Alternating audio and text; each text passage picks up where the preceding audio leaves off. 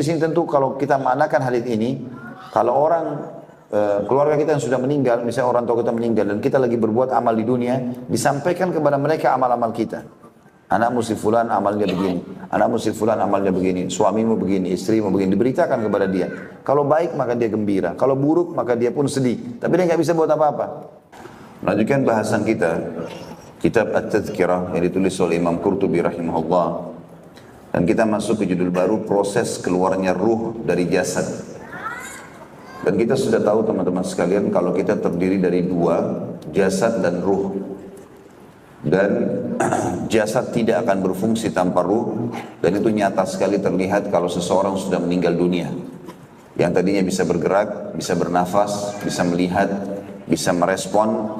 Maka dengan keluarnya ruh dari jasadnya maka tidak akan ada lagi fungsinya. Bahkan jasad ini bisa rusak dan membusuk hanya dalam hitungan jam saja kalau ruh sudah keluar. Bersatunya ruh sama jasad ini terjadi di dunia. Awal pada saat kita sudah berada di rahim ibu kita sekitar 40 hari dari masa pembentukan atau tepatnya 4 bulan dari awal sekali masa kehamilan. Sebagaimana dijelaskan dalam hadits Bukhari, bahwasanya Allah mengutus malaikat pada saat umur itu kemudian meniupkan ruh pada jasad yang sudah terbentuk dan dia akan keluar dari jasad kita, ruh tersebut yang ditiupkan pada saat terjadinya prosesi kematian. Dan mati adalah tahap di mana dipisahkan antara ruh dengan jasad yang kita sedang miliki sekarang ini. Karena memang jasad yang kita miliki ini hanya sebagai fasilitas sementara di dunia. Kita tidak akan bawa ke akhirat sana. Dan nanti di akhirat pada saat hari kebangkitan akan diberikan jasad yang baru. Sebagaimana sabda Nabi SAW juga dalam hadis Bukhari Muslim, bahwasanya nanti kalian akan dikeluarkan atau seluruh jasad kalian akan dimakan oleh tanah kecuali tulang ekor kalian yang darinya Allah akan menumbuhkan kalian. Riwayat lain, Allah akan menurunkan hujan yang akan menimpa tulang-tulang ekor tersebut. Kemudian kalian akan tumbuh, ada jasad baru seperti tumbuhnya tanaman-tanaman atau sayuran. Maka tumbuhlah postur tubuh yang baru dan agak berbeda tentunya dengan postur tubuh kita sekarang secara kualitas dan juga tinggi postur tubuh itu. Tapi paras wajah tetap sama. Sebagaimana sabda Nabi SAW, kalian semua akan dibangkitkan oleh Allah pada hari kiamat dalam poster ayah kalian Adam 60 siku ke langit atau 27,5 meter. Dan itulah jasad yang akan hidup bersama ruh abadi nanti baik di surga ataupun di neraka. Jadi memang dua-duanya, dan Ibnu Qayyim rahimahullah mengatakan kalaupun orang masuk ke neraka maka dua-duanya akan merasakan siksaan. Sebagaimana kalau masuk ke surga dua-duanya akan merasakan kenikmatan. Maksudnya jasad sama ruh. Ibaratnya, kata Ibnu Qayyim rahimahullah, jasad dan ruh itu seperti orang buta dan orang yang pincang atau tidak punya kaki, puntung. Mereka bersama-sama mau memakan apel dari sebuah pohon. Kemudian si pincang mengatakan, hai buta, naikkanlah aku ke punggungmu agar aku bisa menjangkau apel tersebut dan aku akan memandu kamu jalan untuk bisa menjangkau apel itu. Sementara si buta setuju karena berpikir dia tidak bisa lihat apel itu ada di mana. Lalu kemudian dia menggendong si puntung kaki ini, kemudian pergilah ke pohon apel tersebut, lalu dua-duanya makan dari hasil curian. Maka dua-duanya pun akan merasakan siksaan tadi. Begitu pula nanti di akhirat akan merasakan nikmat keduanya. Yang dibahas oleh Imam Qurtubi rahimahullah pada kesempatan ini, semoga Allah berkahi, adalah proses keluarnya ruh dari jasad yang kita kenal dengan mati. Dan ini hanya terjadi sekali saja. Tidak akan pernah terjadi lagi. Kematian hanya dirasakan satu kali. Di akhirat nanti sudah tidak ada lagi ruh keluar lagi dari jasad. Jadi tidak ada lagi kematian, sebagaimana banyak riwayat yang berhubungan dengan masalah itu. Di antaranya hadis sahih, kata Nabi SAW, kalau ahli surga sudah masuk ke dalam surga, dan insya Allah semoga kita termasuk penghuninya, maka terdengar suara panggilan dari sosok malaikat yang mengatakan, hai ahli surga, maka mereka pun semuanya memandang ke arah suara itu. Dengan hikmah Allah mereka bisa melihatnya. Kemudian mereka pun ketakutan. Lalu kemudian dipanggillah penghuni neraka dan dikatakan, wahai penghuni neraka. Lalu mereka semua melihat ke arah suara itu dan mereka ketakutan. Ahli surga takut jangan sampai ada di antara mereka yang dikeluarkan dari surga. Ahli neraka khawatir jangan sampai ada tambahan siksaan buat mereka. Lalu kemudian sosok malaikat itu mendatangkan seekor domba di sebelahnya. Lalu kemudian mengatakan kepada kedua penghuni surga dan neraka, apakah kalian mengenal ini? Mereka mengatakan, iya, itu adalah maut, kematian. Maka disembelihlah domba tersebut di antara surga dan neraka, dan mereka semua menyaksikan. Lalu malaikat tersebut mengatakan, wahai penghuni surga, berbahagialah, karena hidup selamanya dalam kenikmatan tanpa kematian lagi. Dan wahai penghuni neraka, sengsaralah, karena kalian dalam siksaan tanpa ada kematian setelah hari ini. Maka penghuni surga makin gembira dan penghuni neraka makin sedih. Ya. Berarti prosesi kematian hanya satu kali saja. Dan itu Allah sebutkan juga dalam Al-Quran. A'udhu billahi minasyaitonir rajim. La yadhukunal mauta illa mautatal ula. Mereka tidak akan pernah merasakan mati kecuali mati yang pertama saja. Jadi cuma sekali. Dan perlu kita garis bawahi, ini sudah saya ulangi di awal-awal bab-bab kita atau pasal-pasal kita dalam buku ini. Kalau mati bagi seorang mukmin adalah awal segalanya. Tidak ada yang perlu disedihkan. Kita tidak perlu takut menghadapi kematian. Dan ini yang difahami oleh kaum salafus saleh dulu. Dari para sahabat, dari para tabi'in. Mereka sangat faham mati itu justru awal segalanya. Bukan akhir segalanya. Karena dia akan pergi menuju kepada kehidupan abadi. Dan apapun yang sudah dia usahakan selama di dunia, dia akan panen di sana. Maka mati sebuah kebahagiaan bagi orang beriman. Makanya para sahabat, para tabi'in, kalau ada di antara mereka yang mau meninggal dunia, maka teman-temannya pada rame-rame datang dan mengatakan, berita gembira. Kamu sebentar lagi akan ketemu dengan Allah Tuhan kita. Kamu akan bertemu dengan kekasih Rasulullah SAW. Kamu akan mendapatkan surga yang telah dijanjikan kepadamu. Karena memang itu keyakinan seorang mukmin. Makanya mereka juga kalau masuk di kancah jihad, mereka tidak pernah takut mati. Yang dikejar malah kematian. Seperti Al-Bara' ibn Azib radhiyallahu anhu, sahabat Nabi yang mulia dari Ansar, sampai Umar bin Khattab menulis wasiat kepada seluruh gubernurnya agar jangan menjadikan Al-Bara' ibn Azib sebagai panglima perang. Karena dia kalau masuk di medan perang, selalu konsepnya adalah dia berharap dia dan seluruh pasukannya mati syahid. Jadi dikhawatirkan mungkin tidak semua orang imannya sampai pada tingkat itu, maka Umar bin Khattab menyuruh dia menjadi pasukan biasa, prajurit, dan bukan menjadi panglima perang. Jadi orang yang sangat luar biasa memahami kalau mati itu akan datang di waktunya, baik di kancah peperangan ataupun di rumah kita, baik di jalanan ataupun di dalam rumah, baik lagi duduk, lagi tidur, tua, muda, laki-laki, perempuan, kaya, sehat, ya, sakit, suka, tidak suka, dia akan datang. Dan dia awal segalanya bagi orang beriman. Dia akan menjadi akhir segalanya, itu bagi orang kafir. Akhir segalanya bagi dia. Karena sudah tidak ada kesempatan untuk memperbaiki. Mereka akan menyesal. Makanya Allah ingatkan dalam ayat Al-Quran. A'udhu billahi minasyaitonir rajim. Wala tamutunna illa wa antum muslimun. Jangan sampai kalian meninggal dunia kecuali dalam keadaan Islam. Itu sudah modal itu. Meninggal dalam keadaan kafir, selesai urusannya. Walaupun anaknya ingin berbakti, mau menyelamatkan orang tuanya, tidak akan mampu. Tidak ada yang bisa menolong lagi. Orang kafir dalam banyak ayat Al-Quran, wa na'udzubillah, mereka pada hari kiamat menyesal, tapi tidak ada gunanya lagi penyesalan tersebut. Makanya harus difahami poin-poin seperti ini. Kata Imam Qurtubi rahimahullah, proses keluarnya ruh dari jasad, pada bab ini kata beliau diterangkan bahwa menjelang dikeluarkan ruh seorang mukmin maupun kafir dari jasadnya, ada pemberitahuan terlebih dahulu. Dan sesudah dicabut, maka roh itu akan dibawa naik ke langit. Ibnu Mubarak, atau nama beliau adalah Abdullah bin Mubarak, salah satu ulama tabi'in yang masyhur dengan keimanannya, berkata dari Haywah, dari Abu Sakhr, dari Muhammad bin Ka'ab al-Qurazi, apabila jiwa mukmin telah tergenang, maka datanglah kepadanya malaikat maut, lalu mengucapkan, Assalamu alaika, hai wali Allah. Allah mengucapkan salam untukmu. Kemudian dia pun mencabut nyawanya.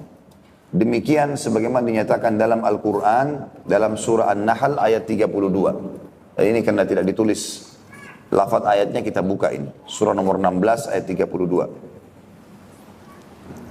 A'udzu billahi minasyaitonir rajim. Alladzina tatawaffahumul malaikatu thayyibina yaquluna salamun 'alaikum udkhulul jannata bima kuntum ta'malun. Orang-orang yang diwafatkan dalam keadaan baik oleh para malaikat, dan para malaikat mengatakan kepada mereka, salamun alaikum, keselamatan buat kalian. Masuklah kalian ke dalam surga, atau masuklah kamu dalam surga disebabkan apa yang telah kamu kerjakan. Jadi ini tafsir dari surah An-Nahl ayat 32 disampaikan oleh Ibnu Mubarak rahimahumullah, bahwasanya malaikat akan mengucapkan kalimat tersebut dan menyampaikan salam Allah kepada orang beriman. Abdullah bin Mas'ud radhiyallahu anhu juga menjelaskan, apabila malaikat maut datang untuk mencabut ruh seorang mukmin, maka dia berkata kepadanya, Tuhanmu mengucapkan salam untukmu. Jadi karunia yang luar biasa. Kita kalau mendapatkan salam dari seseorang yang kita hormati, saya dari kalangan manusia sudah gembiranya luar biasa. Bagaimana orang beriman dalam kondisi dia ketakutan, ruhnya keluar, lalu dia mendapatkan salam dulu dari Allah, kemudian baru dicabut ruhnya. Kata sebagian ulama, ini semua agar memudahkan dia bisa menerima keputusan Allah untuk mencabut ruhnya. Karena memang ada proses sakarat. Proses pencabutan ruh itu akan ada dari tubuh. Juga dalam ayat lain surah Al-Ahzab, ayat 44 Allah subhanahu wa ta'ala berfirman, A'udzu billahi minasyaitonir rajim, tahiyyatuhum yawma yalqawnahu salam. Salam penghormatan kepada mereka, maksudnya orang-orang mukmin pada hari mereka menemuinya ialah salam. Kata sebagian ulama tafsir yang dimaksud adalah pada saat mulai mati itu, prosesi pencabutan ruh, maka akan ada kalimat sambutan meriah, keselamatan dan salam dari Allah untuk orang-orang beriman.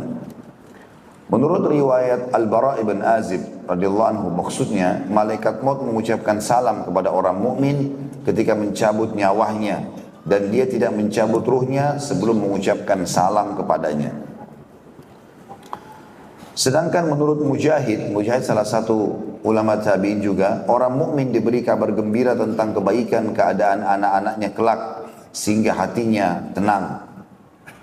Maksudnya adalah makna daripada surah Al-Ahzab ini, dia sudah lihat malaikat, dia sudah tahu dia akan ke surga, maka menambah kegembiraannya menurut Mujahid, bahwasanya Allah menyampaikan anak-anakmu nanti akan selamat bernama fulan, bernama fulan, bernama fulan, diberitahukan kepada dia sehingga menambah kegembiraannya.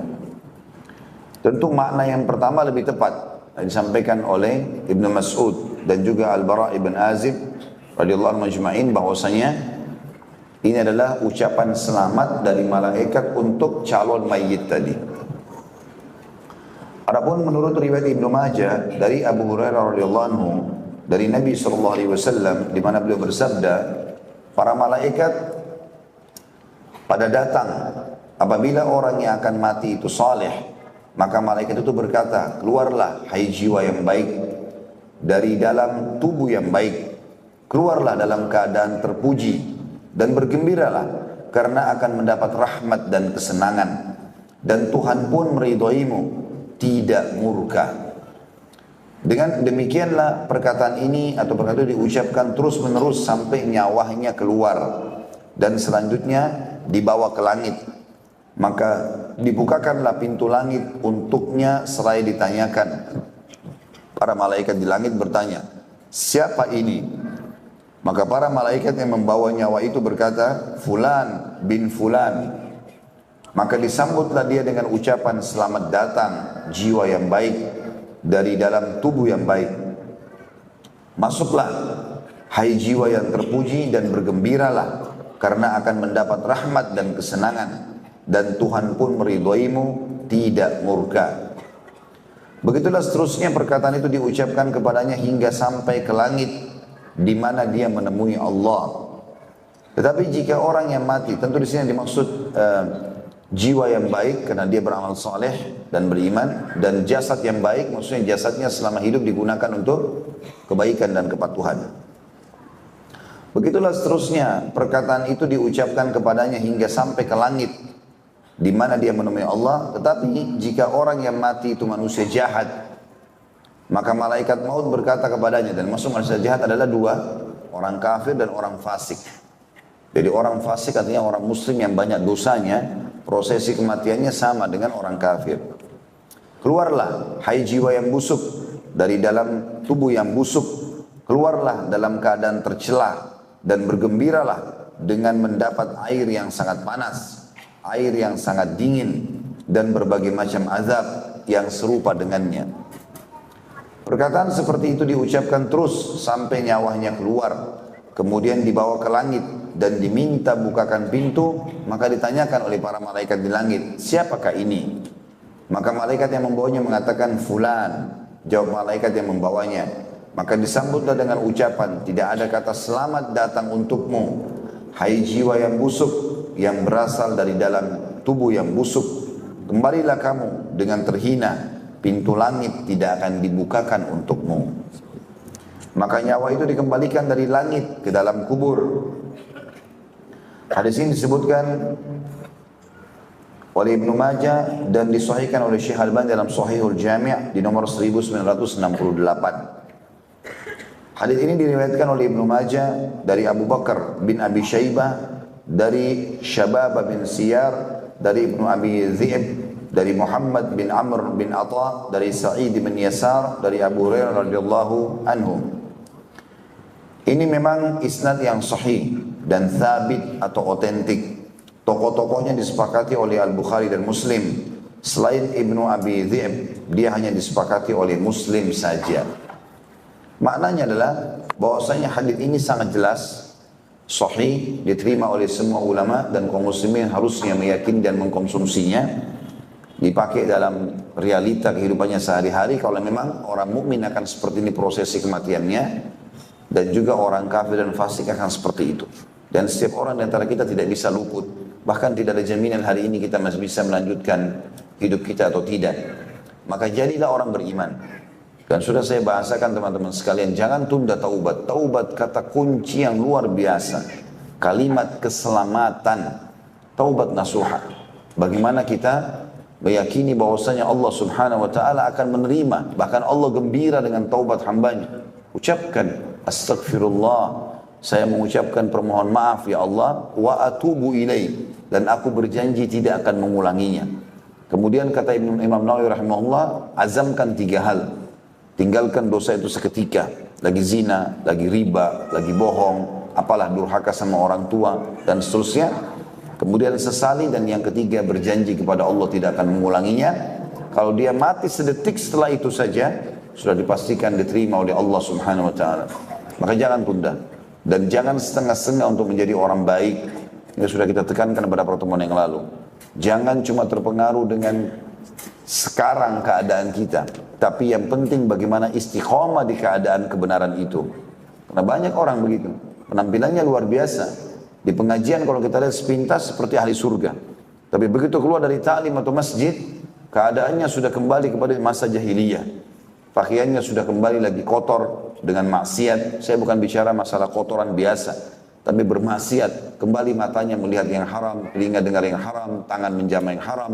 Ya, hatinya penuh dengan penyakit-penyakit hati, hasud, iri, dengki, ya, dan seterusnya.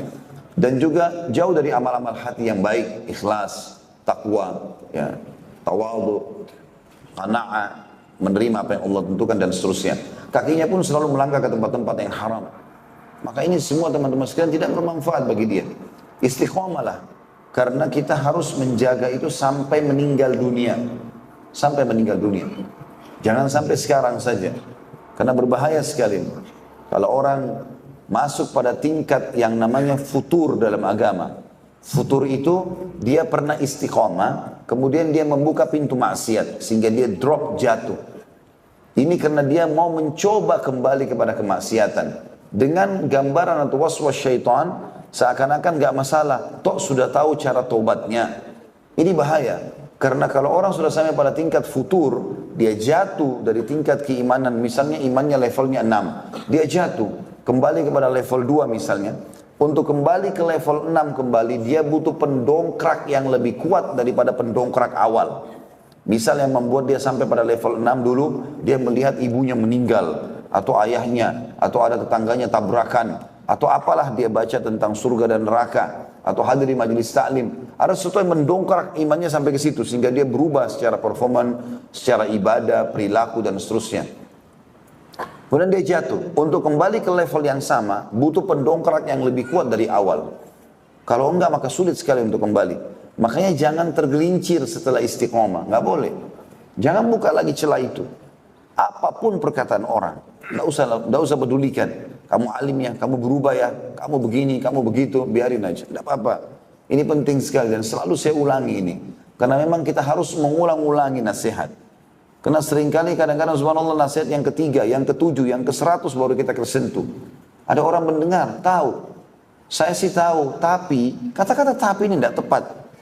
Karena kalimat tapi seakan-akan dia masih mau terjerumus pada kesalahan. Nggak bisa. Istiqomah sampai meninggal. Dan itu sudah dicontohkan bagi orang-orang saleh sebelum kita, dari para nabi-nabi, dari para sahabat-sahabat para nabi. Semua mereka istiqomah sampai mati, gitu kan? Sampai meninggal dunia dengan penuh keyakinan apa yang akan dijanjikan oleh Allah SWT benar.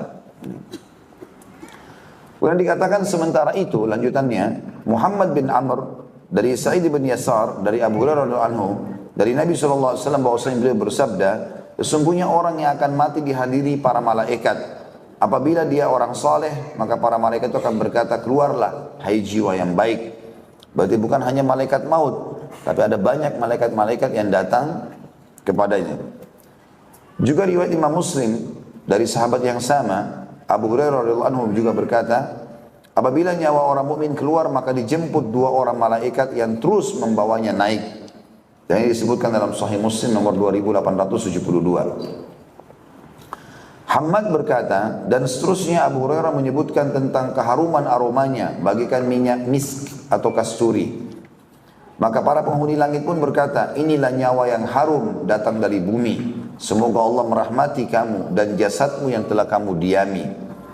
Nyawa itu kemudian dibawa kepada Tuhannya. Maka dia, Allah, kata ganti D-nya, kalau Allah dibesarkan, menitahkan, bawalah dia sampai ke batas terakhir. Maksudnya di langit yang ke-7. Adapun orang kafir, apabila nyawanya keluar, maka kata Hammad, selanjutnya Abu Hurairah radhiyallahu anhu menyebutkan tentang betapa busuknya baunya, sehingga dikutuk oleh semua makhluk yang dilewati sepanjang jalan. Maka berkatalah para penghuni langit dari malaikat, inilah nyawa yang busuk datang dari bumi. Wa na'udzubillah. Kata Abu Hurairah radhiyallahu anhu pula, maka diperintahkanlah, bawalah dia sampai ke batas terakhir. Sampai di sini Abu Hurairah mengatakan Rasulullah SAW menutup secari kain tipis yang beliau pakai pada hidungnya begini. Ya, maksudnya Nabi SAW mengambil kain dan menutup hidungnya.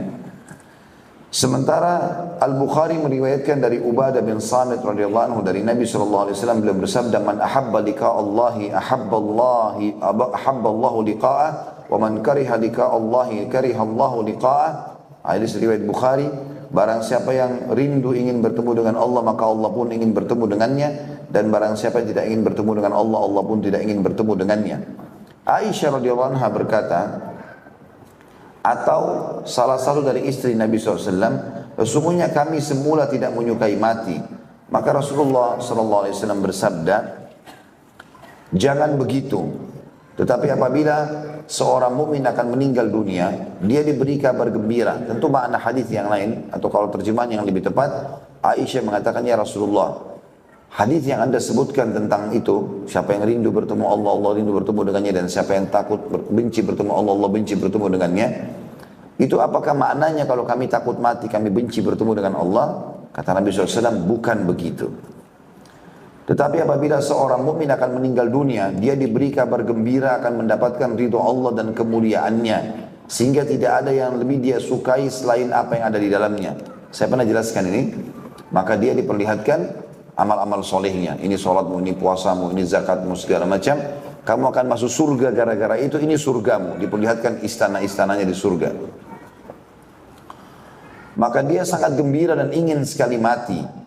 Oleh karena itu dia ingin bertemu dengan Allah dan Allah pun ingin bertemu dengannya. Dan sesungguhnya apabila orang kafir akan meninggal dunia, maka dia diberitahu tentang azab Allah dan hukumannya. Ini dosamu, semua dosanya dipaparkan lalu kemudian diperlihatkan neraka. Sehingga tidak ada sesuatu yang lebih dia benci selain apa yang ada di hadapannya. Oleh karena itu dia tidak ingin bertemu dengan Allah dan Allah pun tidak ingin bertemu dengannya. Hadis ini juga diriwayatkan oleh, tentu ini diriwayatkan oleh Imam Bukhari nomor 6507. Ini juga diriwayatkan Imam Muslim dan Ibnu Majah dari Aisyah radhiyallahu anha dan juga diriwayatkan oleh Ibnu Mubarak dari Anas radhiyallahu anhum. Hadis lain tentang keluarnya ruh.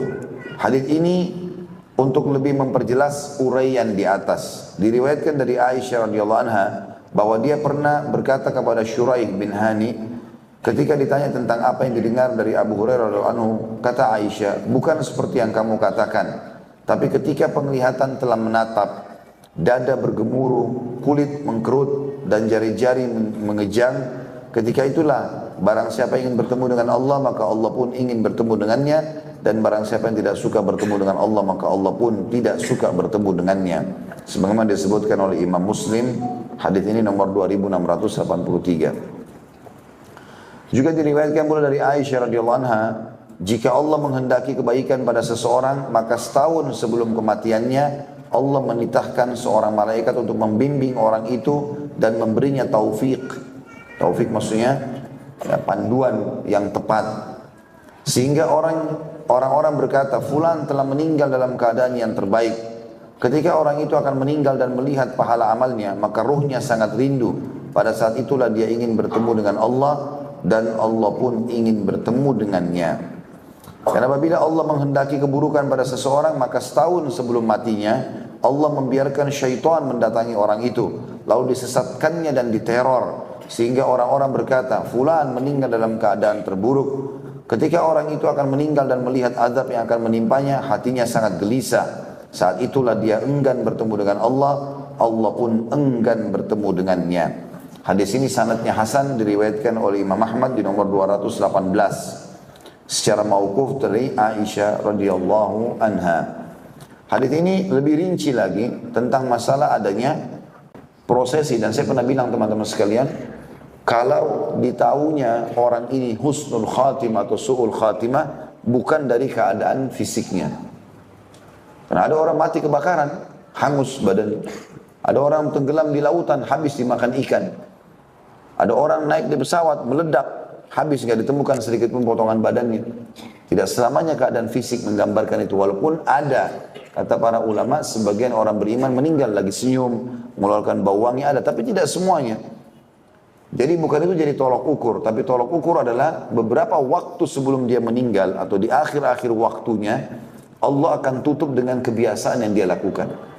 Ya, kata Nabi SAW dalam hadis lain, hadis sahih, kalau seorang hamba terbiasa dengan satu perbuatan, baik atau buruk, Allah akan menutup hidupnya dengan perbuatan itu. Kalau hadis ini lebih jelas lagi menekankan setahun bahkan sebelum meninggal, dia akan digiring, tanda kutip di sini, untuk melakukan perbuatan yang nanti menjadi tolok ukur dia ke surga atau ke neraka. Kalau teman-teman yang hadir di sini merasa dulu tidak pernah hadir majelis taklim, atau bahkan belum pernah mendengarkan hadis Nabi SAW, atau mungkin belum pernah mendengarkan ayat Al-Quran, atau mendengarkan tentang masalah kematian, surga dan neraka, lalu kemudian hadir pada hari ini saja, itu sebuah berita gembira. Bagaimana Allah Subhanahu Wa Taala menyampaikan berita ini, kalau Bapak Ibu tangkap itu dan diamalkan dalam kehidupan sehari, tinggal istiqomah, halal nikmati, perintah kerjakan, haram jauhi, titik, sampai meninggal saja, maka berarti itu adalah husnul khatimah. Allah SWT ingin menutup kita dengan kebaikan-kebaikan, dan ini satu hal kelebihan yang baik sekali, ya. Dan sebaliknya, kalau orang terbiasa dengan perbuatan buruk, Allah tutup dengan itu. Kalau dia selalu memang dasarnya buruk, datang nasihat-nasihat melalui banyak orang dia tidak mau dengar, maka yang terjadi adalah Allah tutup dia dengan itu. Maka dia makin jauh.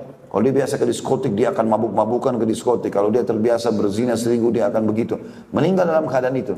Nanti meninggal dari tempat maksiatnya, lalu kemudian dia meninggal dalam keadaan tabrakan lah, apalah, pokoknya dalam kondisi buruk. Gitu kan. Dan ini luar biasa. Ya. Saya itu tadi mendapatkan satu informasi, di antara contoh saja. Dari teman-teman di Saudi, ada satu orang Saudi, terlepas daripada negaranya tentu, kita bicara sosok seorang muslim. Tapi ini kejadian kebetulan karena terjadi pada orang Saudi. Teman-teman di sana menceritakan kepada saya. Awalnya hidupnya baik, kemudian dia mulai ikut sama teman-temannya pergi ke Thailand, bergaul bebas. Datang, berzina, mabuk-mabukan. Muslim, tapi dia buat kejadian itu. Fasik. Subhanallah, dia berjalan terus saja, mulai bertahun, 1 tahun, 2 tahun, dia berbuat perbuatan itu. Sampai akhirnya, rupanya saking dia sukanya perbuatan itu, dia ketagihan, syaitan menghiasi. Jadi setiap bulan mengumpulkan gaji untuk liburan, kemudian pergi lagi berzina. Dan dia menyukai satu orang wanita di sana. Menurut dia itu sudah punya kelebihan. Dan saking cintanya sama perempuan ini, sampai dia gelisah kalau perempuan itu pulang malam hari, dia menunggu besok pagi untuk bisa menemani dia. Satu waktu, orangnya ini tidak datang selama 3 hari. Dia juga tidak tahu alamatnya, si perempuan ini. Setelah dia gelisah selama 3 hari, gak bisa tidur, dia kepikiran, syaitan sudah menghiasi itu. Pada saat perempuan itu datang hari ketiga atau hari keempatnya, maka saking gembiranya dia sampai sujud di bawah kakinya. Sambil dia menyebutkan kalau dia suka perempuan tersebut. Pada saat dia lagi sujud meninggal dunia. Subhanallah. Ya, ditutup oleh Allah SWT kehidupannya dengan itu. Na'udzubillah. Sujud di bawah seorang wanita. Gimana ini? Ya, dan ini perbuatan syirik, bahaya sekali. Ini semua karena memang dasarnya dianya mau buruk. Allah tutup dengan keburukan. Maka jangan sampai terjadi teman-teman sekalian. Renungi baik-baik. Majlis ilmu tujuannya untuk menyampaikan kepada kita apa yang sedang Allah sang pencipta yang kita yakini dengan kalimat La ilaha illallah, La ma'budah bihaqqin illallah, tidak ada Tuhan yang berhak disembah kecuali Allah, agar sampai kepada kita. Dan ini kebenaran, tidak ada yang salah di sini. Enggak usah lihat saya sebagai penyampai. Lihat saja atau dengarkan apa yang disampaikan. Kalau itu benar, terimalah. Dan jangan tunda. Gak ada gunanya menunda menjadi orang baik. Berubahlah teman-teman sekalian. Yang lalu biarlah berlalu. Kalau yang lalu salah, istighfar kepada Allah. Sekarang hari ini milik kita. Hari ini kesempatan. Bubar dari majlis ini pun amal soleh apa lagi nih. Terus sibukkan sampai malam. Karena hari ini milik kita. Isi semuanya kelalaian-kelalaian kita yang dulu dengan kebaikan hari ini. Besok masih hidup. Kita isi lagi dengan amal soleh. Harus lebih baik daripada hari ini. Terus tingkatkan kualitas sampai kita meninggal. Sabar sedikit sampai meninggal. Janji Allah tidak akan mungkin salah. Ingat, peringatan Allah datang biasanya dari lisan orang lain. Kalau ini juga tidak menyentuh Bapak Ibu sekalian dan tidak mau berubah, maka berbahaya. Karena biasanya kalau melalui lisan tidak datang atau tidak bisa mengubah, kata para ulama akan datang peringatan yang lebih besar. Lebih besar itu mungkin nanti kejadian ada orang begitu, nanti tabrakan baru mau sadar. Nanti sakit parah baru mau sadar. Syukur lagi kalau begitu. Ada orang tidak. Meninggal tiba-tiba mendadak. Malah tidak sempat taubat. Wa na'udzubillah. Maka engahlah teman-teman sekalian. Selanjutnya. Imam Tirmidzi. Ya betul di halaman 117 ya. Imam Tirmidzi meriwayatkan pada bab Al-Qadar dari Anas radhiyallahu anhu bahwasanya Rasulullah sallallahu alaihi wasallam bersabda, sesungguhnya Allah Azza wa Jalla, Allah yang maha mulia dan maha suci, apabila menghendaki kebaikan pada seseorang, maka dia mempekerjakannya. Beliau ditanya, bagaimana Allah mempekerjakannya, wahai Rasulullah? Beliau bersabda, memberinya taufik ke arah amal saleh sebelum meninggal. Artinya Allah SWT akan sibukkan dia di majlis ilmu, urus majlis ilmu, sibuk dengan sholat, berteman sama orang-orang saleh. Allah buat itu berarti rasa cintanya Allah sama dia. Ini disebutkan hadis sahih oleh Syekh Al-Albani dalam Sahihul Jami' nomor 305. Kata Abu Isa, ini adalah hadis sahih. Masih ada lagi hadis lain yang serupa, yaitu sabda Nabi SAW, apabila Allah menghendaki kebaikan kepada hambanya, maka dia memberinya madu. Para sahabat bertanya, wahai Rasulullah, apa yang dimaksud dengan madu?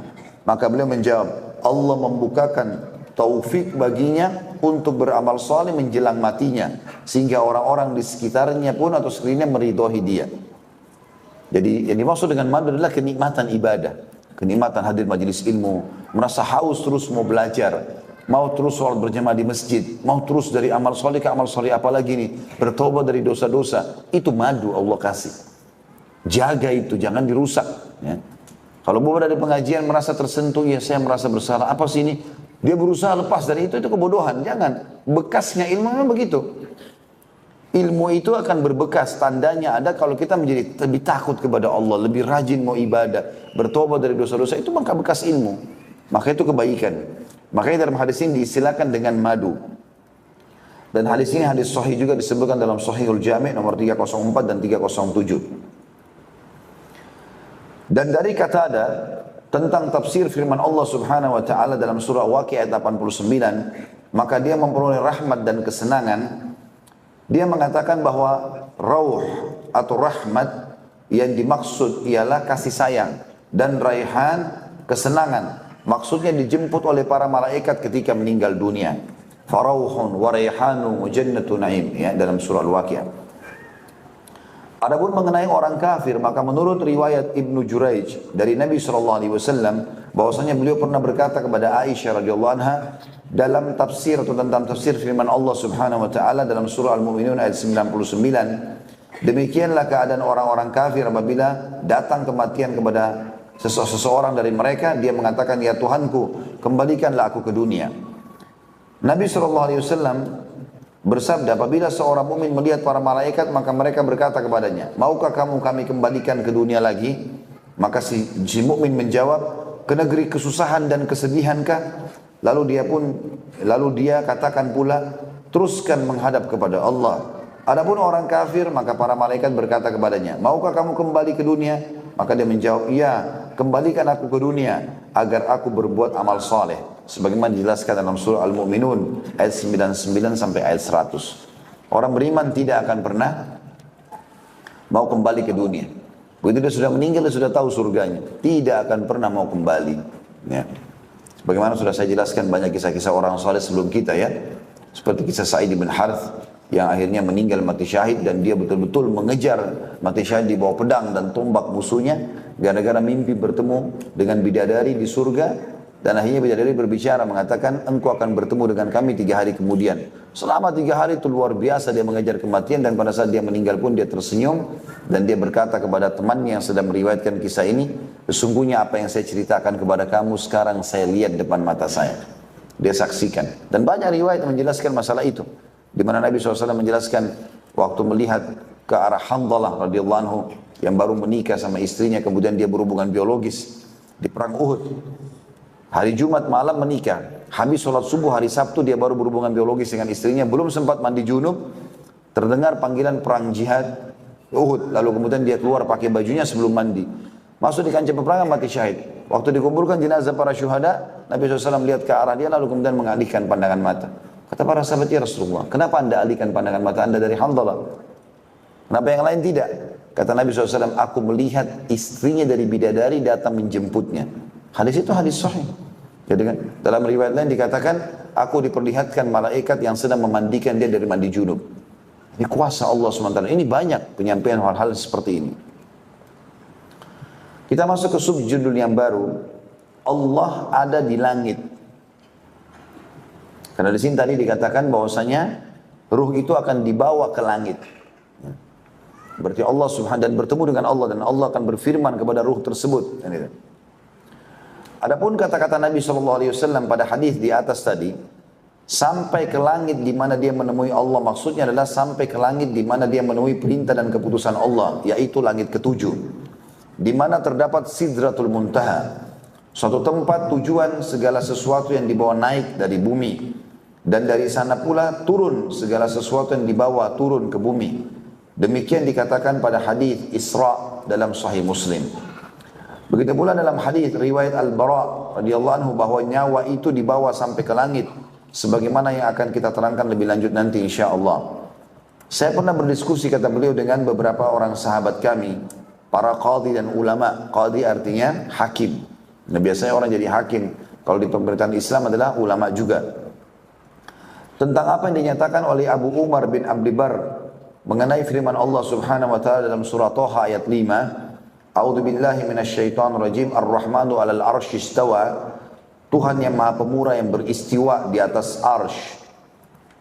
Waktu itu saya sebutkan kepada Abu Umar hadis ini, maka langsung dinyatakan hadis ini tidak sahih dan dia melaknat para perawinya.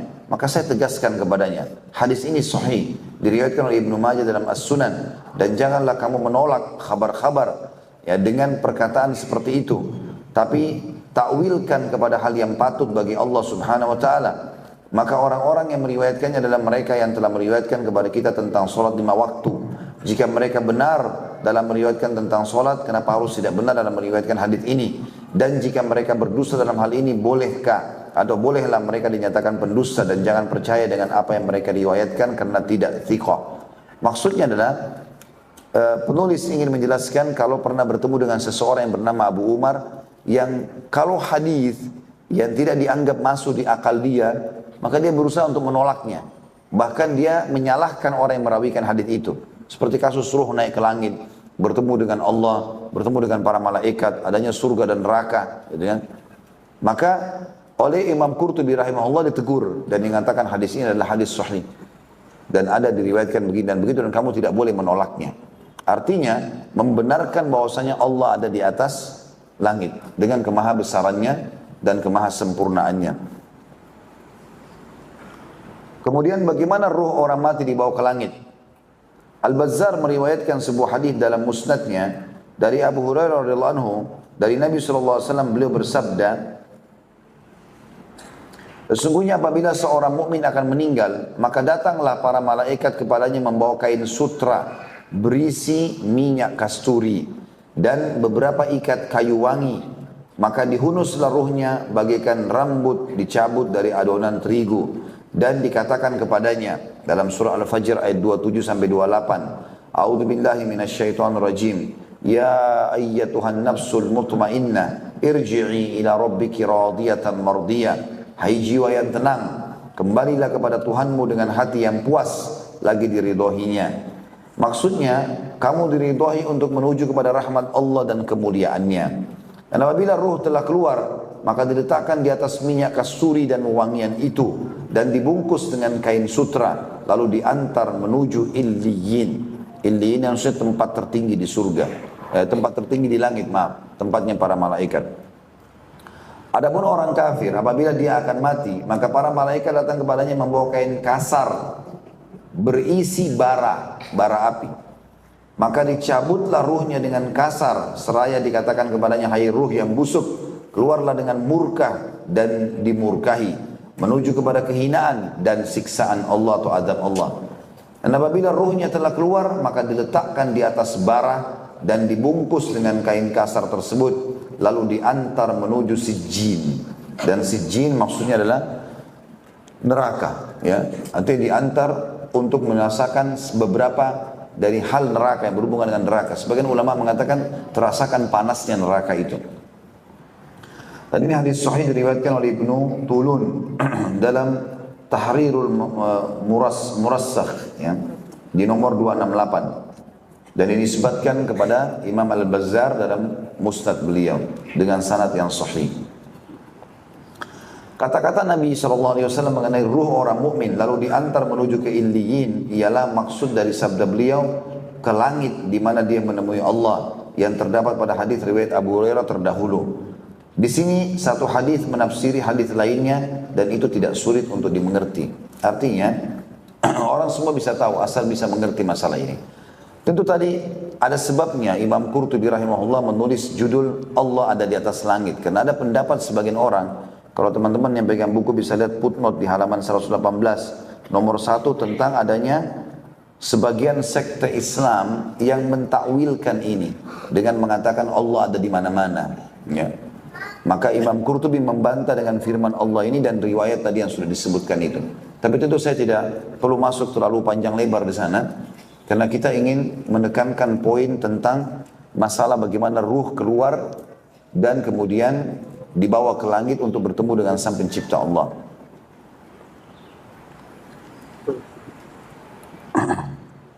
Kata beliau,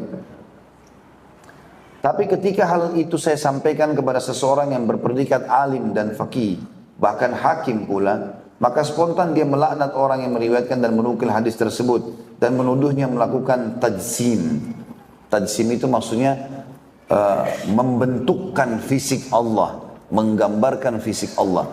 Biasanya juga diistilahkan dengan mujassam, ya, orang-orang yang membentukkan fisik Allah. Ini istilah disampaikan oleh sebagian orang yang menolak kalau Allah itu telah menyebutkan bukti-bukti Allah menyebutkan tentang zatnya.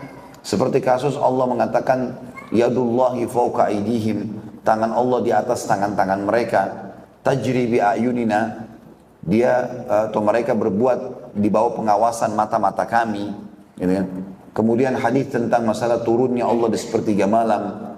Kemudian hadis tentang Allah meletakkan telapak kakinya yang mulia di atas neraka pada hari kiamat sehingga neraka berkerut dan berkata, cukuplah, cukuplah demi kemuliaanmu.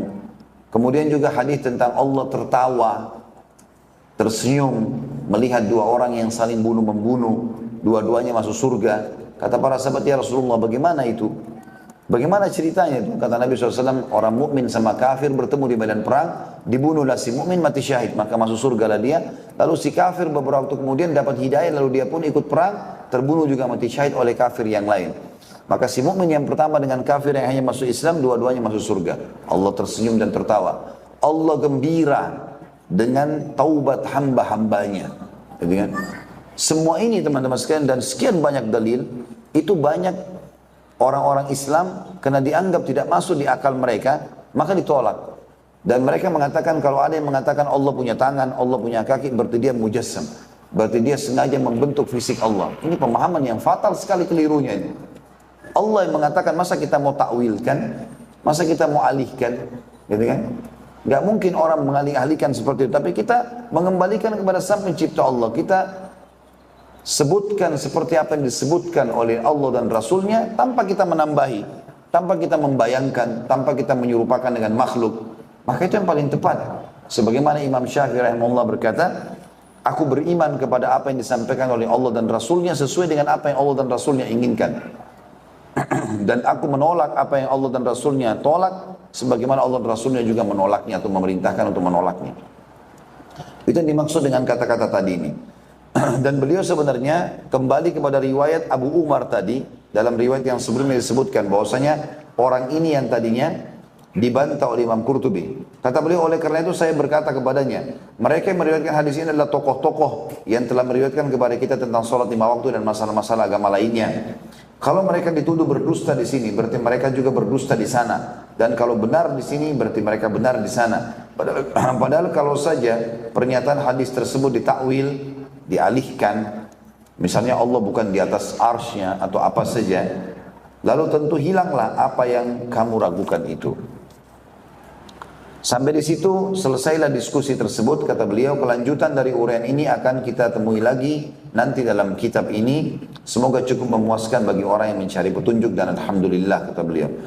Adapun kata-kata yang terdapat pada pernyataan Muhammad bin Ka'ab di awal bab ini, apabila jiwa orang mukmin telah tergenang, ini ditanggapi Syamr, katanya saya tidak tahu. Tapi saya dengar Az-Zuhri berkata, maksudnya apabila jiwa itu telah terhimpun di mulutnya ketika hendak keluar bagaikan air yang tergenang di tempatnya, dan jiwa di sini maksudnya adalah ruh. Demikian kata Az-Zuhri sebagaimana disampaikan oleh Al-Harawi. Az-Zuhri juga ulama tabi'in masyhur, salah satu perawi hadis. Cukup banyak hadis dan diambil oleh para ulama-ulama hadis dari Az-Zuhri. Az-Zuhri di sini menjabarkan tentang potongan hadis, dan kalau jiwa orang beriman sudah tergenang, digambarkan seperti ini, dan ini jawabannya. Kita masuk ke sambutan ruh-ruh langit kepada ruh orang yang baru meninggal. Ini mirip dengan bahasan sebelumnya tapi bersambung. Pada bab ini dibicarakan tentang sambutan ruh-ruh di langit sesampai nyawa orang mati di sana, dan pernyataan mereka tentang keadaan penduduk bumi, dan diperlihatkannya amal-amal. Menurut riwayat Abdullah bin Mubarak dari Abu Ayyub al-Ansari radhiyallahu anhu, dia berkata, apabila nyawa seorang mukmin telah dicabut, maka disambut oleh hamba-hamba Allah yang mendapat rahmat, sebagaimana mereka menyambut kedatangan seorang pembawa kabar gembira semasa di dunia. Hamba-hamba Allah itu menyambutnya seraya berkata bersama atau sesamanya, perhatikanlah saudara kalian itu, dan biarlah beristirahat dulu karena baru saja mengalami kesusahan yang besar. Abu Ayyub radhiyallahu anhu menyampaikan atau melanjutkan, hamba-hamba Allah itu menyambut kedatangannya lalu menanyakan, apa yang dilakukan fulan? Apa yang dilakukan fulana? Apakah dia telah menikah? Dan apabila mereka bertanya kepadanya tentang seseorang yang telah mati sebelumnya dan mendapat jawaban dia telah meninggal, maka mereka mengucapkan inna lillahi wa inna ilaihi raji'un. Rupanya dia pergi ke ibunya, Hawiyah, ibu yang terburuk dan sejahat-jahat pengasuh. Maksudnya, nanti ruh orang mukmin kalau keluar dan dinaikkan ke langit, dengan hikmah Allah, Allah pertemukan dengan ruh-ruh orang beriman yang lain. Dan ruh-ruh ini berinteraksi sambil menanyakan bagaimana kabar si fulan, orang yang dia kenal. Bagaimana dengan kabar si fulana. Maka si mayit ini menyampaikan, atau ruh yang baru keluar ini menyampaikan tentang kabar mereka. Setahu saya sebelum meninggal, mereka begini dan begitu. Apa yang dia ketahui gitu. Lalu kemudian kalau ditanya, bagaimana dengan si fulan, ada orang yang tidak dalam keadaan baik. Maka dia cuma mengatakan, dia sudah meninggal dunia, tapi saya tidak tahu kabarnya. Maka ruh-ruh orang beriman mengatakan, inna lillahi wa inna ilaihi raji'un. Kalimat istirja, kami milik Allah dan kami akan kembali kepada Allah. Sesungguhnya maknanya ini, makna daripada riwayat ini, karena dia meninggal dalam menuju ke neraka, ibunya maksudnya adalah neraka. Wa ummuhu hawiyah, dalam Al-Quran dikatakan, maksudnya tempat kembalinya. Ibu itu juga dikatakan tempat kembali. Wa ummuhu hawiyah dalam Al-Quran, dan ibunya adalah hawiyah, maksudnya neraka jahanam. Jadi kalau orang fasik atau orang kafir meninggal dunia, tidak akan bertemu ruhnya dengan ruh orang-orang beriman. Maka orang-orang beriman kenal sama mereka tapi tidak tahu keadaannya. Makanya mereka mengatakan di sini ruh-ruh orang beriman, inna lillahi wa inna ilaihi raji'un. Rupanya dia telah pergi ke ibunya hawiyah, maksudnya neraka jahanam. Ibu yang terburuk dan sejahat-jahat pengasuh. Lalu diperlihatkan kepada mereka amal-amalnya.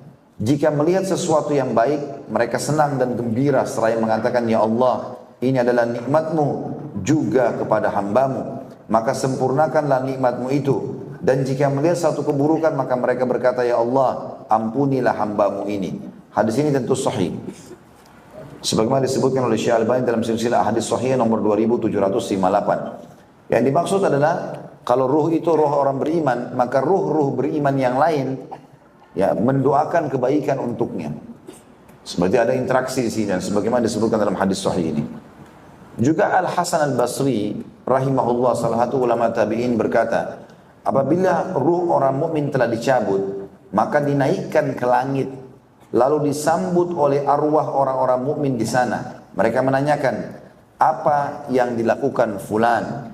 Maka dia balik bertanya, apakah dia belum datang kepada kalian? Ruhnya belum lewat di sini?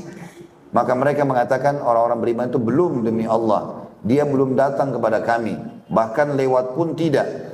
Jangan-jangan dibawa menuju ibunya hawiyah, seburuk-buruk ibu dan seburuk-buruk pengasuh.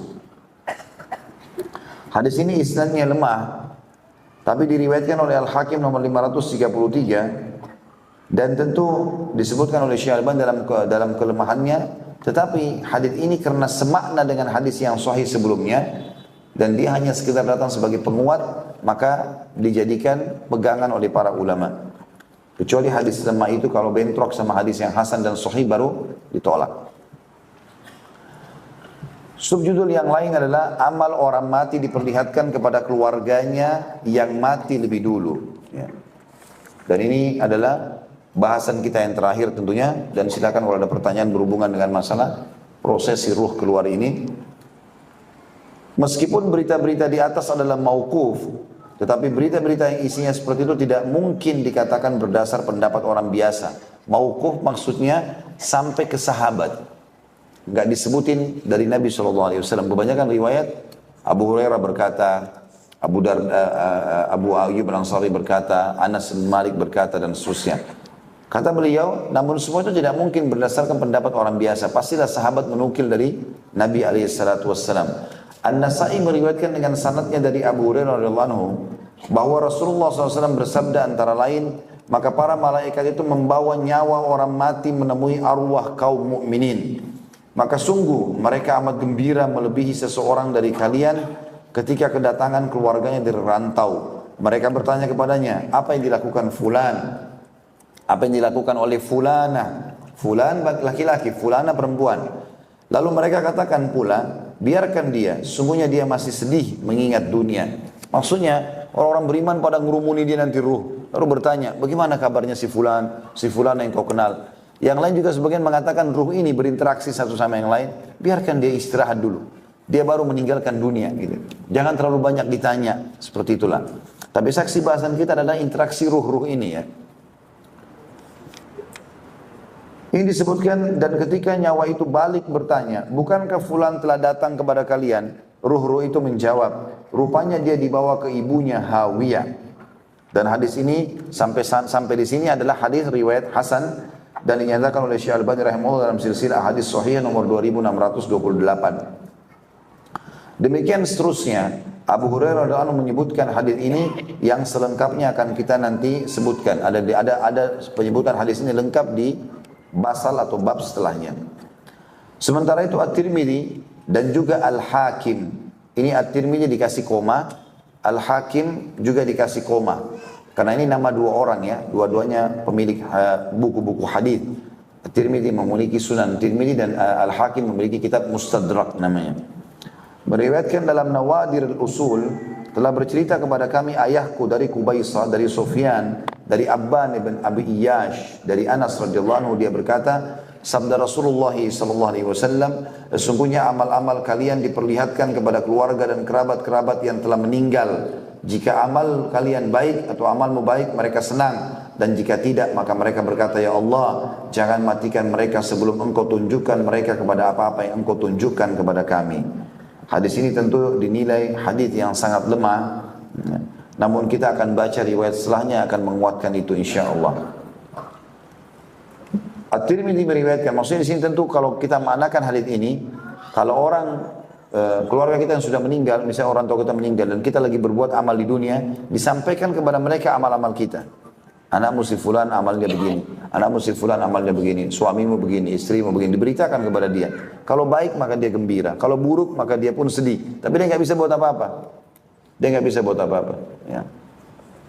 At-Tirmidzi meriwayatkan pula sebuah hadis dari Abdul Ghafur bin Abdul Aziz, dari ayahnya, dari kakeknya, dia berkata, sabda Rasulullah SAW, amal-amal itu diperlihatkan pada hari Senin dan hari Kamis kepada Allah, dan diperlihatkan kepada para nabi, bapak-bapak dan ibu-ibu pada hari Jumat. Maka mereka gembira dengan kebaikan-kebaikan orang yang ditinggalkan, dan wajah-wajah mereka semakin putih berseri. Oleh karena itu bertakwalah kalian kepada Allah. Hai hamba-hamba Allah, janganlah kalian sakiti keluarga kalian yang telah meninggal dengan perbuatan-perbuatan kalian.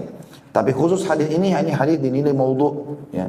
Sebagian ulama menilainya lemah. Ya. Cuma dinukil di sini untuk memastikan kalau ada riwayat seperti ini. Dan saya sudah bilang kalau kajian kitab seperti ini teman-teman sekalian, termasuk dalam buku-buku tafsir juga, kita harus membaca sampai tuntas. Karena biasanya ada orang menukil, membaca riwayat tanpa melihat footnote-nya, langsung saja difoto, disebarin. Padahal sebenarnya mungkin bisa saja hadis itu tidak benar. Di sini disebutkan hadis ini maudhu, hadis ini palsu. Tetapi walaupun maknanya semakna dengan hadis yang lemah di atas. Ya. Dan ada yang berpendapat mengenai sabda Nabi SAW, al-arwahu junudun mujannada, wa ma ta'arafa minha talaf, wa ma tanakara minha ikhtalaf. Ruh-ruh itu bagikan bala tentara yang dikumpulkan, ruh-ruh yang saling mengenal, bersatu, dan tidak mengenal maka akan berpisah. Dan ini hadis sahih riwayat Imam Muslim, nomor 2638. Karena adanya hadis riwayat Muslim ini, sebagian ulama hadis mengatakan bahwasanya riwayat yang sebelumnya tadi, ya, yang disebutkan oleh Tirmidzi dan Al-Hakim dalam kitab Nawadir al-Usul di awal paragraf kita di halaman 123 ini, dan di akhir paragraf di 122, halaman 122, itu riwayat lemah. Tetapi dengan adanya riwayat Imam Muslim ini, maka riwayat ini terjawab. Artinya memang dipegangi oleh sebagian ulama. Hanya hadis yang kedua yang diriwayatkan Tirmidzi dari Abdul Ghafur yang tadi dianggap maudhu itu saja yang ditolak oleh para ulama hadis. Bahwa yang dimaksud pada hadis ini adalah pertemuan sebagaimana tersebut di atas. Tetapi ada pula yang berpendapat bahwa yang dimaksud adalah pertemuan antara ruh orang yang tidur dengan ruh orang yang telah meninggal. Dan ada pula yang berpendapat selain daripada itu. Tapi yang jelas teman-teman sekalian, hadis riwayat Muslim ini lebih dekat pendapat ulama mengatakan memang ruh orang beriman kalau meninggal bertemu dengan ruh orang-orang beriman yang lainnya. Dan orang-orang kafir akan bertemu ruhnya dengan orang-orang kafir, tapi dengan hal-hal yang menakutkan bagi mereka, siksaan dan seterusnya. Sebagai penutup bahasan kita pada pagi ini adalah mayit dalam kubur sakit hati atas berita buruk. Artinya dia juga merasakan pedihnya, perasaan yang gak enak, ya, karena dia mendapat berita yang buruk. Hadis diriwayatkan oleh Ibnu Lahiyah dari Bakar bin Ashjuj atau Ashuj dari Abul Qasim bin Muhammad dari Aisyah radhiyallahu anha bahwa Nabi SAW bersabda, al-mayyitu yu'dhihi fi qabrihi ma yu'dhihi fi baiti. Mayit di dalam rumahnya merasakan sakit oleh sesuatu yang menyakitinya ketika masih hidup di rumahnya. Hadis ini lemah posisinya karena dianggap Ibnu Luhai'ah lemah hafalannya. Tapi hadis ini bukan lemah sekali. Saya sudah pernah bilang ada hadis yang ditolak mutlak kalau hadis lemah. Kalau dia bertolak belakang dengan hadis hasan atau hadis sahih. Hadis hasan, hadis sahih memerintahkan berbuat A, hadis lemah mengatakan jangan lakukan. Maka hadis lemahnya langsung ditolak. Atau yang kedua, lemahnya sangat sekali. Bisa ada pendusta dalam perawi hadisnya, maka itu langsung ditolak. Tapi kalau hanya sekedar orang lemah hafalannya, kadang-kadang dia lupa, maka ini masih diterima. Berdasarkan hadis ini kata Imam Qurtubi rahimahullah, maka ada yang berpendapat boleh jadi mayit itu mendengar berita tentang perbuatan dan perkataan orang-orang yang masih hidup, yang menyakiti hatinya dalam kuburnya, melalui firasat yang dibisikkan oleh Allah kepada mereka lewat malaikat, suatu tanda, petunjuk, atau apa saja yang dikehendakinya. Allah tentu maha kuasa atas segala sesuatu. Tentu ada riwayat lain ya, yang kata Nabi SAW, hadis sahih riwayat Bukhari, udhkuru mahasina mautakum. Sebutlah kebaikan-kebaikan orang mati kalian. Ini semakna dengan hadis ini sebenarnya. Artinya, jangan juga dalam riwayat lain, kalau saya jelaskan riwayat Tirmidzi, yang berbunyi kata Nabi SAW, jangan kalian menyebutkan keburukan-keburukan orang mati di antara kalian karena mereka telah menuju ke Tuhan mereka. Kalau mereka buruk maka sudah dihukum, kalau mereka baik sudah mendapatkan pahala. Tapi yang jelas jangan sebutkan keburukannya. Ini semakna semua dengan ini, ya, hadis-hadis yang disebutkan tadi dalam riwayat ini. Juga diriwayatkan dari Urwa, ada seseorang mempergunjingkan Ali radhiyallahu anhu di sisi Umar bin Khattab radhiyallahu anhu. Maka kata Umar, kenapa kamu? Semoga Allah memburukkan kamu. Kamu telah menyakiti Rasulullah SAW dalam kuburnya. Kata para ulama kita, hadis ini mengandung larangan berkata buruk tentang orang-orang yang telah meninggal. Maksudnya Ali bin Abi Thalib adalah orang yang dicintai oleh Nabi SAW. Kenapa harus sebutin keburukannya? Orang yang mencintainya yang sudah meninggal merasa terganggu dengan ucapan-ucapan itu. Termasuk kita sekarang teman-teman, kalau ada orang yang meninggal pun dan kita tahu orang itu punya keburukan, tidak usah disebutkan. Allah sudah hukum. Ya, tidak usah disebutkan, kecuali dasarnya orang itu kafir, seperti Fir'aun misalnya, untuk jadi ibrah dan pelajaran itu lain. Tapi kalau orang beriman sudahlah. Karena kalaupun dia orang buruk, dengan meninggalnya dia sudah tertutupi. Gitu kan? Dia meninggal berarti sudah selesai urusannya. Keburukannya sudah tidak lagi mengganggu kita, maka dianggap sudah selesai. Kalaupun ada hak kita pada dia, maka kita akan menuntutnya nanti di hari kiamat. Ingat ya, Allah Maha Adil akan menghukumi kita dengan kemahaadilannya. Misal, ada orang utang tidak bayar. Kita punya uang, dia nggak bayar. Dia berdosa kalau dia sengaja. Dan kita akan ambil hak kita pada hari kiamat. Tapi jangan lupa, kita nggak punya hak mencaci maki dia. Mencaci maki dosa sendiri. Berarti kita akan mengambil hak kita dari utang, dia akan mengambil hak dari cacian kita. Hati-hati. Allah sangat adil. Maka jangan balas keburukan dengan keburukan teman-teman sekalian. Jangan. Kita keluar masjid sendal kita hilang misalnya. Maka pencuri berdosa dengan curiannya. Tapi kalau kita caci maki, kita berdosa dengan cacian kita. Karena cacian tidak ada hubungannya dengan sendal hilang. Sekarang kalau antum caci maki, kembali sendalnya. Kan tidak. Gitu kan? Maka hati-hati. Banyak orang gitu karena dia pikir dia punya hak lalu dia melanggar itu. Makanya saya ingatkan kembali nasihat Urwa bin Zubair rahimahullah. Salah satu ulama tabi'in, anaknya Zubair bin Awam, ayahnya sahabat Nabi yang mulia. Dia pernah mendengar orang mencaci maki Hajjaj bin Yusuf, orang yang zalim di zaman itu. Lalu kemudian dia caci maki segala macam dengan kalimat-kalimatnya. Lalu Urwa bin Zubair menahan tangannya sambil mengatakan, sah ya bna akhi, diam mulutmu hai anak saudaraku. Anak saudara maksudnya ini orang Arab kalau menghormati seseorang, dia mengatakan hai anak saudaraku. Maksudnya kamu dan ayahmu adalah saudaraku dalam Islam. Dia melawahi anak saudaraku. Sesungguhnya kamu sama Hajjaj sekarang bersama-sama sedang menuju kepada Tuhan kalian, Tuhanmu. Dan kalian berdua akan dihakimi oleh Allah. Nggak ada yang luput. Yang dizalimi dan terzalimi dua-duanya akan dihukum.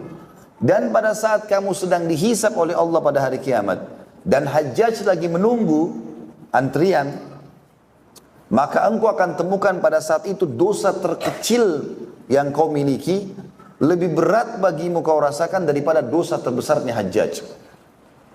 Faham maksudnya ya? Jadi dia mengatakan nasihat yang luar biasa. Hati-hati, kamu sama Hajjaj, orang yang sedang kau caci maki walaupun dia zalim, sama-sama lagi menuju ke akhirat. Ada mahkamahnya Allah nanti. Dan pada saat kalian dihadapkan di hadapan Allah dan engkau sedang dihisap oleh Allah, misalnya kita posisinya orang ini, kita lagi dihisap sama Allah, ditimbang amal kita. Hajjaj yang zalim lagi antri, dia belum dihisap. Maka kata Urwah bin Zubair kepada orang ini, pada saat kau sedang dihisap dan Hajjaj sedang menunggu, kau akan temukan pada saat itu dosa terkecilmu, misal cuma apalah, lihat yang haram, itu kau akan rasakan lebih berat pada saat itu daripada dosa terbesarnya Hajjaj. Karena kau takut dengan dosa kecilmu itu, kau akan dihukum. Itu pada saat itu kau akan rasakan dosa terkecilmu lebih berat daripada dosa terbesarnya Hajjaj. Dan ketahuilah, Allah pasti tidak akan luput, akan memberikan hak orang-orang yang telah dizalimi oleh Hajjaj. Hajjaj zalim, ambil tanahnya orang segala macam, Allah akan berikan haknya. Orang yang terzalimi akan diambil dari Hajjaj. Tapi jangan lupa, Allah pun akan memberikan haknya Hajjaj dari orang-orang yang menzaliminya. Walaupun dia zalim, dia juga akan dikasih haknya nanti hari kiamat sama Allah. Hati-hati. Ya. Maka mulai sekarang berhentilah membicarakan kekurangannya orang atau kesalahan orang. Walaupun dia orang jahat. Bukan tugas kita itu. Kecuali kita datang menasihatin depan matanya. Gitu kan? Makanya teman-teman, menutup telinga dan mata dari gosip ini penting. Tutup, jangan baca, jangan lihat, tidak usah tahu. Dalam majelis ada yang bicara, berdiri, maaf saya nggak mau dengar. Jangan dengar. Karena kita manusia sensitif, kita jadi terbawa. Akhirnya kita jadi bicarakan orang. Bahkan, kalau kita tidak minta maaf di dunia, kapan kira-kira kita minta maaf? Di akhirat, nggak bisa lagi. Dia harus balas kita minta dengan pahala. Saya kasih contoh tadi jelas sekali. Kalau sendal kita dicuri oleh seorang pencuri, dia curi, dia berdosa, kita balas dengan cacian, masalah. Baik, apa yang saya bisa lakukan Ustaz? Lakukan yang syariat bolehkan. Misal kita mendoakan, kita terzalimi sekarang, kita bisa bilang, ya Allah hukum dia kena diambil sendal saya. Itu masih boleh. Tapi kalau kita caci maki dia, apalah kebun binatang semua dikeluarkan, gara-gara sendalnya hilang, ini maka dia berdosa. Dia juga dihukum oleh Allah Subhanahu wa ta'ala. Hati-hati dengan ini teman-teman.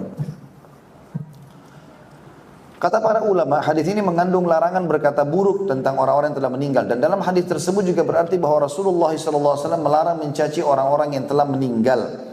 Sebagaimana disebutkan dalam hadis Bukhari nomor 1393 dari Aisyah radhiyallahu anha. Yang tadi saya sebutkan hadisnya. Ya. Jangan kalian menyebutkan atau jangan kalian mencaci maki orang mati di antara kalian. Dan melarang melakukan perbuatan-perbuatan yang menyedihkan mereka semasa hidup mereka. Maksudnya menyebut-nyebut keburukan-keburukannya. Dan berarti pula melarang durhaka terhadap bapak ibu setelah keduanya meninggal. Jadi bukan berarti orang tua kita bakti pada saat mereka hidup. Begitu mereka meninggal kita boleh caci maki. Enggak.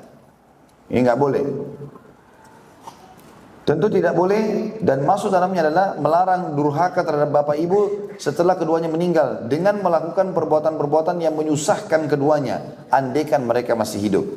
Dan dalam hadis lain, anna Nabiya sallallahu alaihi wasallam kana yahdi li sadaiqi Khadijah silatun minhu laha wa birra. Hadis ini tentu riwayat Bukhari nomor 3818, Muslim 2435, yang artinya sesungguhnya Rasulullah SAW pernah memberi hadiah kepada teman-teman Khadijah sebagai ungkapan silaturahim dan kebajikan dari beliau untuk istrinya itu. Jadi orang sudah meninggal pun kita lakukan kebaikan untuk dia, bukan keburukan. Tambahkan amal solihnya, mohonkan ampun kalau dia sudah berbuat salah. Jika perbuatan baik dari Nabi SAW itu merupakan silaturahim dan kebajikan, maka sebaliknya perbuatan buruk adalah hukuman, memutus silaturahim dan kedurhakaan. Ada penafsiran lain tentang kandungan hadis pertama di atas, yaitu bahwa mayit dalam kuburnya merasakan sakit oleh orang yang menyakitinya di rumahnya. Andaikan dia masih hidup. Dengan demikian arti ma dalam hadis ya, tersebut adalah man. Maksudnya arti ma yang masih tidak jelas itu bisa bermakna man atau siapa saja yang menyakitinya. Adapun hal yang menyakitkan itu bisa saja terselip dalam pembicaraan dan merupakan isyarat bagi malaikat yang ditugasi menjaga manusia supaya menghindar. Karena dalam sebuah kabar dari Nabi SAW bahwa malaikat menjauh dari seseorang manakala dia berdusta sejauh 2 mil. karena bau busuk gara-gara kedustaannya itu. Dan demikian pula segala jenis maksiat lain yang dilakukan manusia kepada Allah, semuanya menyakiti malaikat yang ditugasi untuk menjaganya. Ya. Tentu di sini muhakkik, seorang yang telah menelusuri buku ini mengatakan khusus hadis ini dia tidak temukan, tapi ini Imam Qurtubi sebutkan. Karena bukan mustahil, subhanallah, orang kalau setiap berbuat maksiat memang akan mengeluarkan bau busuk, tapi kita tidak tahu. Ya, karena kebohongannya, karena penipuannya, karena kasarnya dan seterusnya. Oleh karena itu seseorang yang meninggal dunia dalam keadaan terus-menerus melakukan berbagai maksiat kepada Allah dan belum sempat bertaubat serta tidak ada sesuatu yang bisa menghapus dosa-dosanya, maka bisa jadi yang menjadi pembersih dan pencuci dosa-dosanya adalah dengan merasakan sakit selagi dalam kuburnya. Hal itu dikarenakan malaikat pun sangat membenci penggunjingan atau ghibah dan mencela keras perbuatan itu. Wallahu a'lam.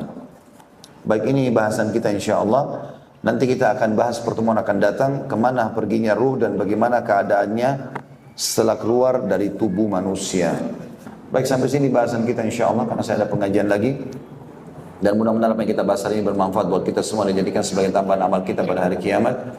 Dan juga semoga Allah subhanahu wa ta'ala selalu mengisi sisa umur kita dengan amal saleh, dengan ketaatan, dan menggantikan seluruh perbuatan kesalahan kita yang lalu dengan pahala.